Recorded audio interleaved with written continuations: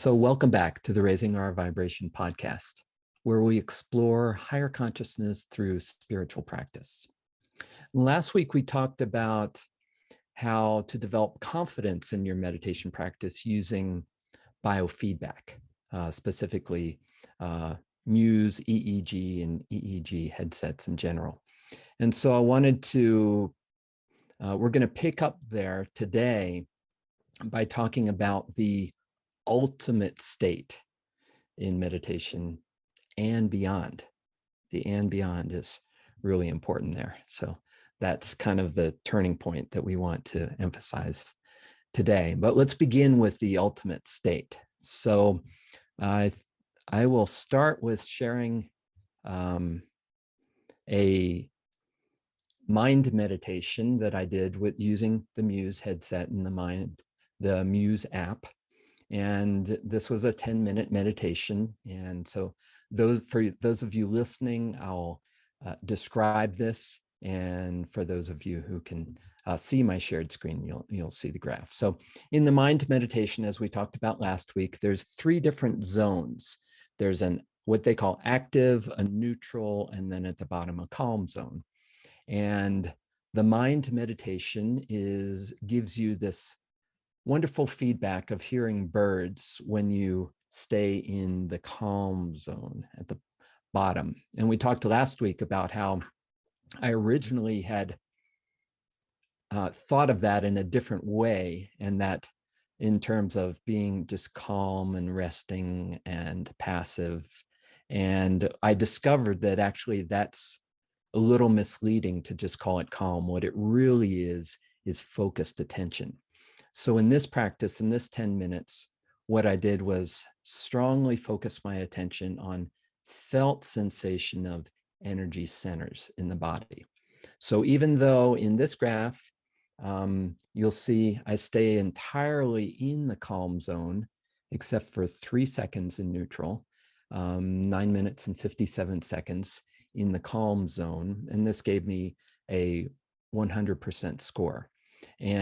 But what was I doing? Okay, so it's really important to know, what are you doing that this algorithm is monitoring? And what I'm doing is focusing attention on felt sensations in specific places in the body. So even though this stays across in the calm zone the whole time, I'm actually shifting my focal point, but maintaining this sense of energy, this felt sense of sensation. So here I'm focusing first down in the lower dantian, and then above the crown, and then down into the heart, and then down into the space underneath me, and then out into the fullness of the whole space. And you can see, or I will describe to you, that it stays within that calm zone the whole time, because I am strongly focused and feeling the sensation of these energy centers. Even though I'm shifting my focal point, that felt sensation is consistent throughout. So that relates to the first aspect of what we're going to talk about today, kind of the ultimate state. So a lot of times in meditation, we have an idea that our goal is to get to this kind of ultimate state, however we've defined that state. And different practices will define it differently. So it may be this felt sense of oneness, or this communion with God, or just a sense of energy permeating the whole universe, being one with the life force.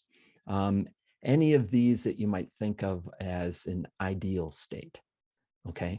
And so that's kind of a generation of a certain experience. So we are generating that through focused attention. And the important thing about that is, by learning to generate a state, we learn how all experiences are generated from within this body, heart, mind. And that's the important thing, is to understand that every experience we have is generated from this body, heart, mind. So that whether it's an experience of happiness or sadness or depression or anxiety, every experience that we have, whether we like it or we don't like it, it's generated by the interaction of this body, heart, mind with the environment around us. And now, most of the time, that generation of experience is subconscious. We're not aware that we are generating an experience. We think we are just experiencing what's happening, right? Oh, well, I'm just looking out there and that's what's happening. We don't realize that every perception we have is the result of focusing on certain qualities or details in the environment, the inner environment or the outer environment, and then relating to it in a specific way. So because we are focusing on something and not something else and relating to it in a specific way, an experience arises, an experience is generated. And so the point of consciously generating an experience is to start to understand how experience is generated, right? So when we consciously do it, we say, oh, starts with an intention, maybe I have a thought and then a feeling, and then I might visualize something, and we start to generate an experience. And then we're like, oh, actually, that's what I'm doing all the time. It's just not always a conscious process. It's usually a reactive process, a process that's happening from our conditioning, projecting onto the world. And we think, oh, well, that's what's happening out there. And that's the sense that all experience is illusory because it's generated from a certain point of view. Okay, so let's start there, talking about, Stephen, you're going to talk more about how experience is generated and completed, and then we'll go on to talk about that next really crucial step of going beyond that. But you have to go through that to know how it's done, to be able to let go of that and go beyond. So, Stephen, I'll pass it over to you.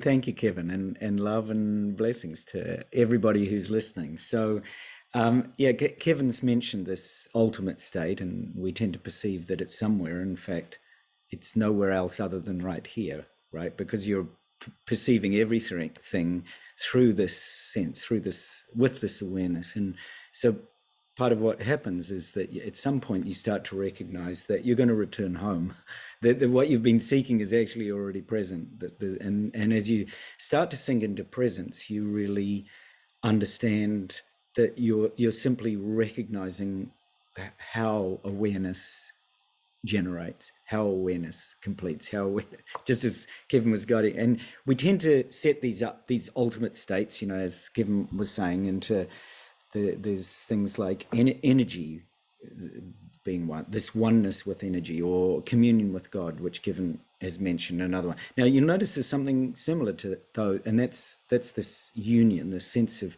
union. When people talk about these ultimate experiences, they often talk about being absorbed, union, being one, in oneness.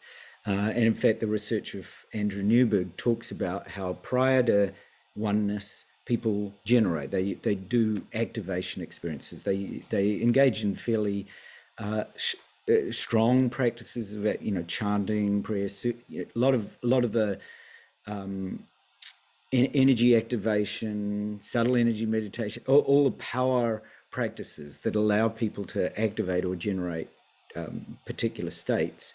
And that they, of course, what they do is they create a difference in perception. You start to notice, oh, this is simple stuff, right? But it's important that when you start to generate a certain technique or energy state, and that's what they are, you're just generating it, that you start to notice a difference. So you can do this now while you're listening. So whether you're looking on YouTube or you're listening, you could do this really simply by, instead of looking at your computer, look at another object in your room. It could be anything. It could be just a picture on the wall, or a door. It depends where you are, a window. And ideally take an object, like if there's a glass in your room, or a pen, or a calendar, or other than your computer. So take that object and just at the moment, just be aware of what awareness generates around that object. You might see it. You might be, it might be particularly strong around vision, or you might feel it. Some people feel things more than they see things, or you might notice sounds. So you might have a strong sense of sound. You might have a strong sense of smell. Just notice which sense. How do you perceive your environment? Just simply notice it. And as you're doing that, just try shifting your perception. So, for example, take that object and imagine that Jesus or the Buddha or Mary Magdalene or Yeshe Sogye, some great being was in the room with you, and that you were going to present whatever that object is to them. Right? Now just notice what happens when you consider how you would approach that object now. You might do it with a different, there might be a sense of awe or reverence, that you might have actually brought a slightly different sacred sense to the object, just purely because of the fact that you've shifted your perception into considering that Jesus is in the room beside you. This might just subtly alter your perception. Now, it's not important what happens, it's the shift. Just notice, did you shift ever so slightly? So Kevin, what did anything shift?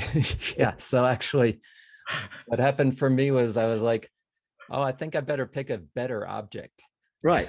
So there's a perfect of that object that feels kind of mundane to me. Maybe I'll pick this singing bowl that I want to give instead, right? Because I immediately conditioned it, right, and said, oh, that's not a special object.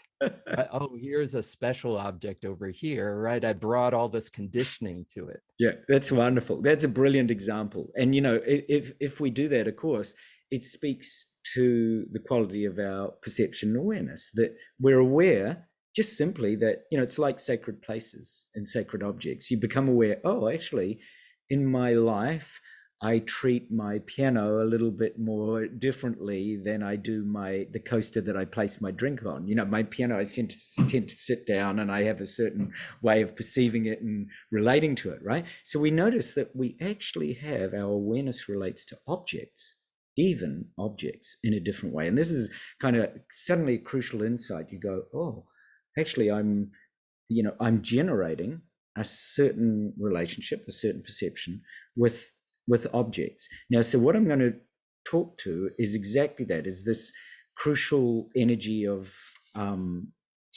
generation, because generation, in a sense, what if we look at Tantra practices, for example, they were always aligned with this sense of union, right? Ultimately, Tantra and yoga and all of those practices, they have the same meaning, and they mean union with. Now, a lot of generation practices were along the lines of union with, Jesus or Buddha or Mary, or union with a particular guru or teacher. And so in that sense, in fact, they speak straight to this energy of oneness, that at its ultimate, those generation practices were simply designed to bring you into a sense of communion with God, or energy of oneness, or just what Kevin was speaking about it at the beginning. And there were many different techniques spoken about this. So they were often talked about outer union practices, inner union practices, secret union practices, most secret union practices. And when they talked about the outer method, they were kind of activation practices that many of us here are probably familiar with, where you do, so for example, if you're doing a breathing technique and you simply visualize a guru in front of you, or a teacher, or an angel, or some other being above our head, suddenly an angel is visualized way above us in the heavens, for example. Now that would be an outer method. And it's still a generation practice, right? Because at a certain point, prayer is a good example. So if you've got a Christian practice, you might pray to Jesus. If you've got a Buddhist practice, you might pray to the Buddha. If you have Muslim practice, you might pray to Muhammad.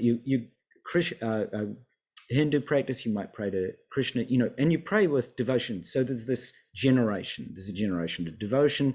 There's a generation of a particular type of relationship to that being. So that's what's considered an outer generation practice, right? And then the inner generation practice is that you start to recognize through your practice that, just as Kevin was explaining, body, heart, mind, that in fact our body, heart, mind, body, speech, mind, that whole wisdom body and the heart of wisdom and the mind of wisdom are actually not separate from whatever you've. So in that sense, you're no separate from Jesus or Mary or Buddha or Yeshe Sogya. Because you start to recognize, oh, I've been doing this generation practice for a long time, and now a lot of my thoughts and perceptions seem to be very pure. So it just as Kevin was saying, you suddenly start to realize, oh, actually, even my objects aren't separate from, for example, presenting it to Jesus. There's a kind of quality that you bring even to anything, to your action, to the words that you bring, to the thoughts and feelings that you have in your day, and then they're not separate. And then so that's a different type of generation practice, a more inner method. And then the secret generation practices were often that you actually visualize or feel or see Jesus or Buddha or Mary or whoever it is as yourself, right? That you go around your day aware that everything's sacred and so are you. And there's no difference in your awareness or Jesus's awareness. And that was often called, in a lot of those practices, they were often called sealed practices, or what was known as sealed essence or sealed quintessence, because at a certain point then, everything is experienced through this very, what they call self-liberating awareness, where it's kind of everything, every thought is like a thought that Jesus or the Buddha would have. Every feeling is. So that was often considered the most subtle method, the most secret method. And so on an absolute level, and this is what Kevin's been sharing right from the beginning, on this ultimate level, you start to recognize that the very nature of our own awareness is no different from the Buddha's. Now, to recognize that suddenly means that you have this aha where every thought is actually okay, right? It's actually all right for every thought to arise, no matter what it is. It's actually absolutely perfect for every feeling to arise, no matter what it is. And I remember this discussion between the famous Tibetan sage Milarepa and one of his disciples. And the disciple said, "But Master, do you ever get angry?" And he said, "Of course thoughts of anger arise," because he was rather famous for having killed all his relatives in a big argument when he was a lot younger, and he had to undergo a lot of sadhana. And he said, "Of course it arises." But he said, "I recognize it for what it is in an instant. I recognize it immediately." And I've often thought about that simple, if whatever arises, you recognize as the nature of pure awareness itself. If you suddenly realize that, you then, in fact, you start to let go of, Jesus being separate or the Buddha or Mary being separate. You suddenly recognize that the true realization and the true inner teacher is awareness itself. And it's such an aha, because the what you've been generating for quite a period of time has been either outer practices, but then you start to recognize, oh, okay, they're outer practices, they're techniques, and they're important. I would say you go study with any master in the world, and they'll tell you your practice is crucial, because once you start to, they're what helps you to recognize awareness. And then you go to the inner one, and you start seeing other beings as just like Jesus. And then you go to the very secret one, where you're Jesus and you're actually treating everybody as Jesus because you perceive that, and then suddenly you recognize, so this is where generation ceases, right? And at that point of suddenly recognizing that everything that's generated is coming from pure awareness, everything, every thought, feeling, perception, then suddenly you wake up and you're suddenly aware that there is nothing other than this pure awareness of which you, me, and everybody else has exactly, and Jesus and Buddha and Mary included, are all, we're all present to exactly that same awareness. And that is the true inner teacher. And that is that's when the generation practice becomes the completion practice, because you recognize it and it's pointed out to you actually by yourself. Right. And then what you've been seeking, right, what you've been seeking has actually always been seeking you. Yes. And that's where the generation, the state seeking, the practice, the focused attention is simply a skillful means, right? To learn to recognize how experience is generated, right? Right. So you generate consciously to start to feel how experience is generated within awareness. And when you can feel how you're doing that generation, how you're focusing, then you can pause that.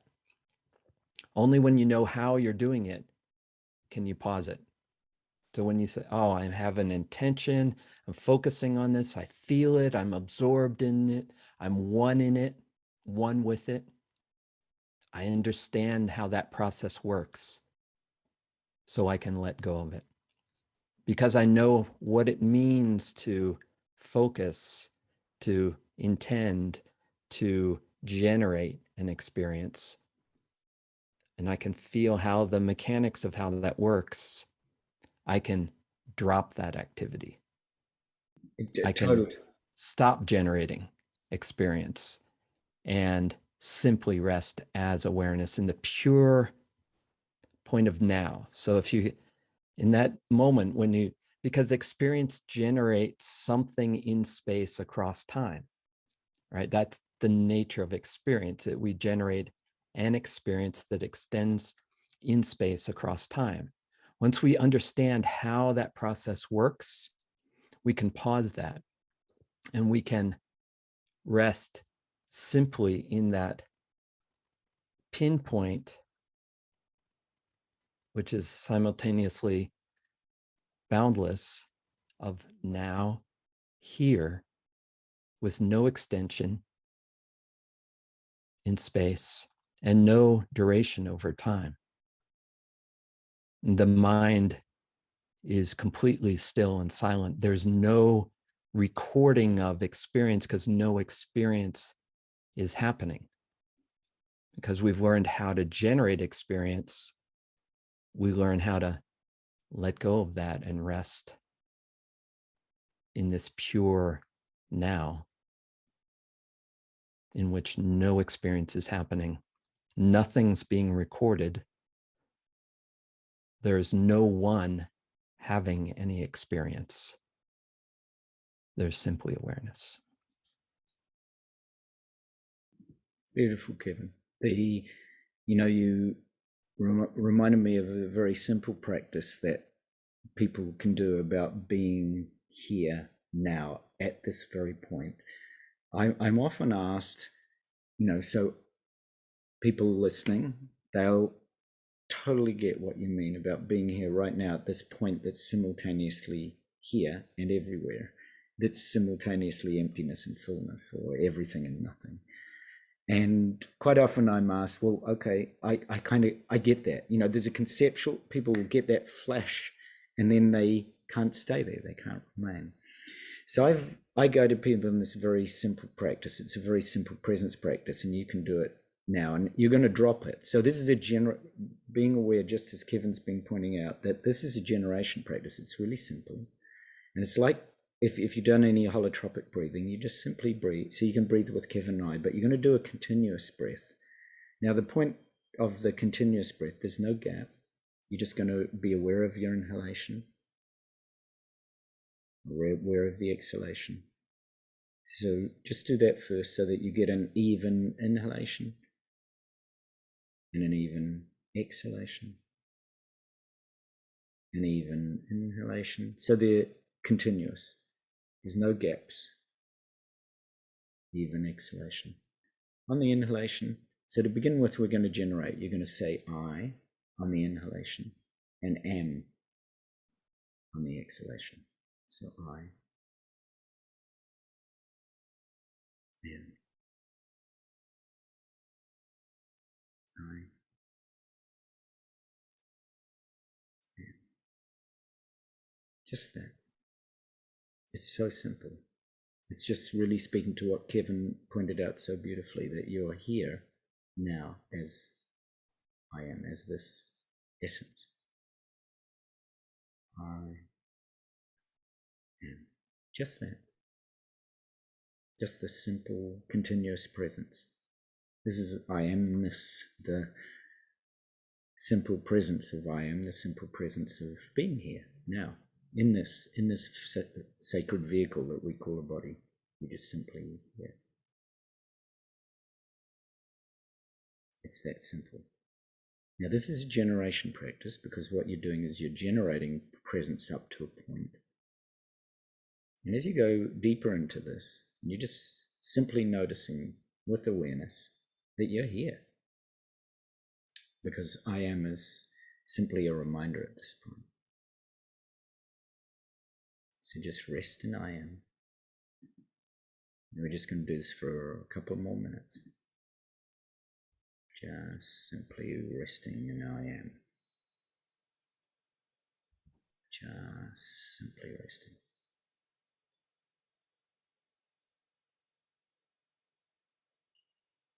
Right, and the inhalation is just alert enough, just as Kevin was saying, just active enough that it generates this awareness of being present.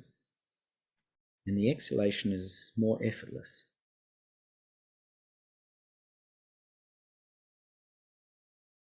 It's a bit like a fountain, right? On the inhalation, the water gushes up. And the exhalation, the gravity brings it down effortlessly. It's kind of like that. Breathing in, I. Breathing out, am. So the essence is that you're here now. I'm here now, in this body. If you're listening and you're breathing through the nose, in and out through the nose, that's fine. If for some reason your nose is blocked, that's okay. Use your mouth, but just use one or the other. I am. Right? You're just doing conscious generation of just one simple essence. Just that. Because by connecting our breathing like this, we're diving into this present moment awareness. So there's a sense of timelessness that's coming now. You might have noticed, maybe you just didn't notice time at all. It was just this timelessness as you keep simply with I am.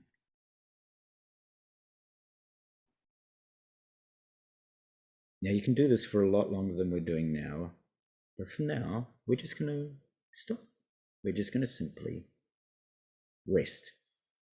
So you're going to take your attention off the breathing, just sit quietly, and just simply be unconditionally with whatever arises for a few moments in absolute silence, stillness, and spaciousness. Just notice. Perhaps it's very silent. Just notice that. Perhaps you notice the stillness. Just notice that. Perhaps it's very spacious. Just notice that. Everything's valid. Just rest as that for a few moments in the absolute silence, stillness, and spaciousness. Simply notice what's present.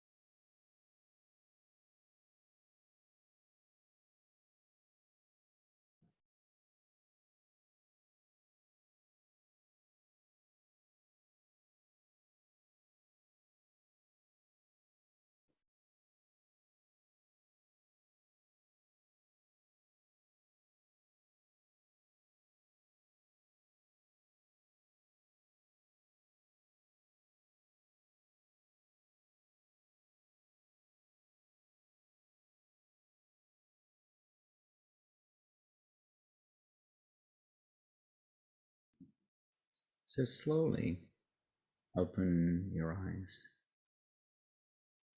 as this presence.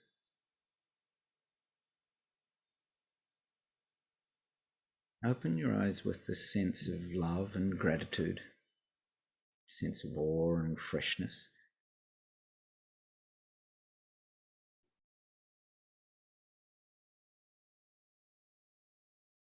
Notice how in this moment, just as Kevin was saying, in this moment, everything's present.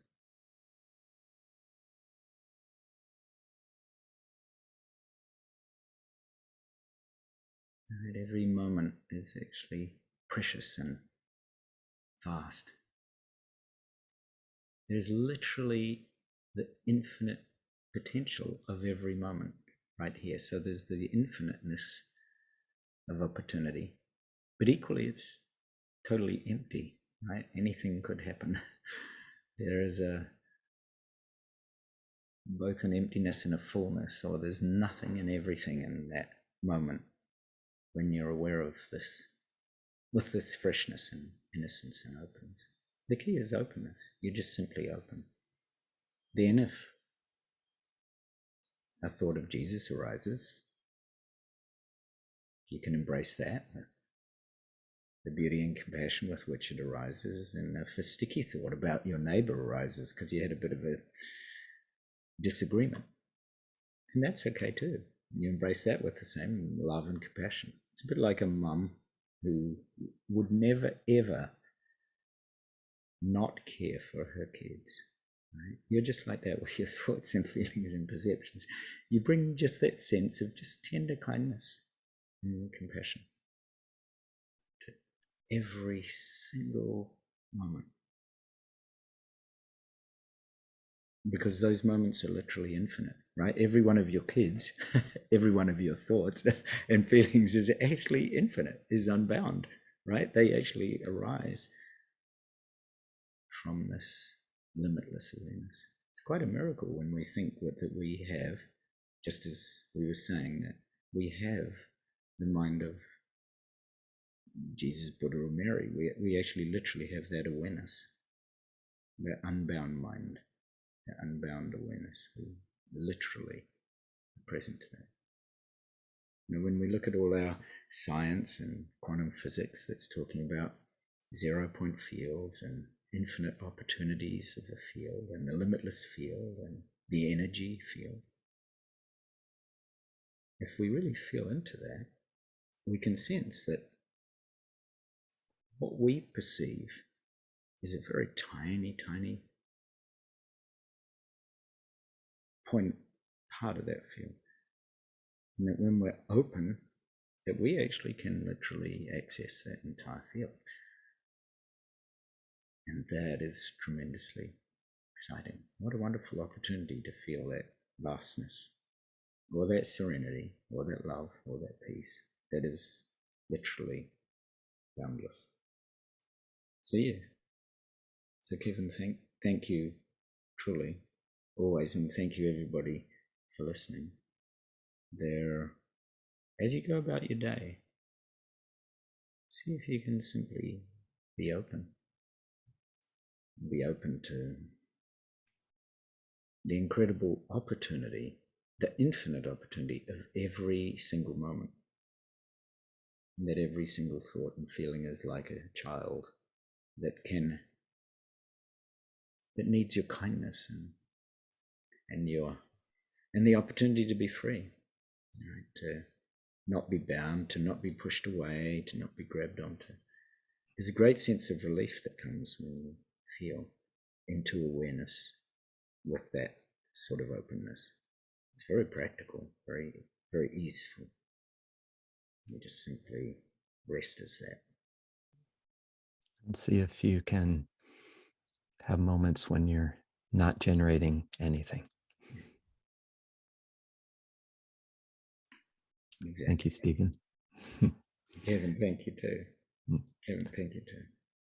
Yeah, thank you all for watching, listening, and engaging in practice with us. If you'd like to learn more about subtle energy meditation, including being member of our Raising Our Vibration community on Facebook, our practice community, and our guided meditations on the ROV meditation app. You can visit raisingourvibration.net. We look forward to talking with you and seeing you here next week on the Raising Our Vibration podcast. Bye for now.